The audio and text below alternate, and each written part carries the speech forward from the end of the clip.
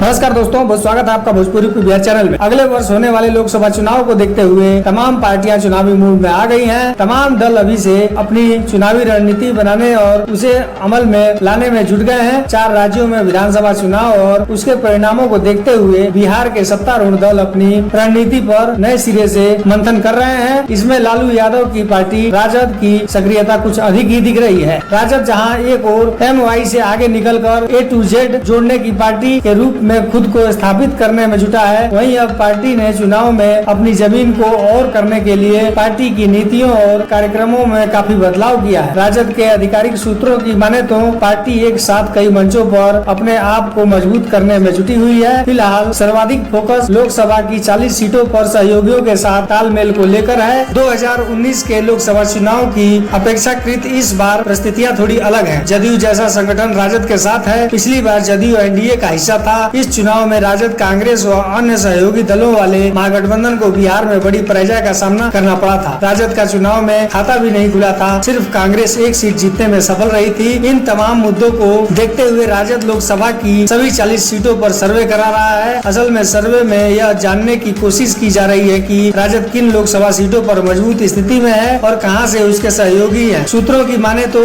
इस काम के लिए पार्टी ने निजी एजेंसी का सहयोग लिया है। सर्वे के नतीजों के आधार पर राजद सहयोगी दलों के साथ सीट बंटवारे पर बात करेगा। सहयोगियों के सामने भी सर्वे का रिपोर्ट रखी जाएगी। सीट सर्वे के साथ पार्टी ने सभी राष्ट्रीय और प्रांतीय प्रवक्ताओं को यह जिम्मा सौंपा हुआ है कि वे राज्य में बढ़ाए गए आरक्षण दायरे के साथ सरकार द्वारा हाल में दी गई नौकरियों के संबंध में व्यापक प्रचार करें। दूसरी ओर पार्टी अपनी लाठी छवि से बाहर आने लगातार बुद्धिजीवी वार्ताएं भी आयोजित कर रही है, जिसके जरिए अलग ही संदेश देने की कोशिश है। पार्टी प्रवक्ता मृत्युंजय तिवारी कहते हैं कि जड़ें मजबूत हो तो तभी पेड़ आधी का वार भी सह लेता है। हमारी पार्टी की नीति भी यही रही है। समाज में दलित वंचितों के साथ सवर्णों को भी लेकर चलने में विश्वास करते हैं। प्रदेश सरकार ने आरक्षण का दायरा बढ़ाया है। लगातार रोजगार और सरकारी नौकरियां दी जा रही हैं। 2025 तक 10 लाख रोजगार देने का लक्ष्य है। हमारी तैयारी सभी सीटों पर सहयोगियों के साथ विजय की है और पार्टी इसके लिए हर संभव काम भी कर रही है। दोस्तों, वीडियो को लाइक करें, चैनल पर है तो सब्सक्राइब जरूर करें और अपनी राय कमेंट बॉक्स में जरूर दें।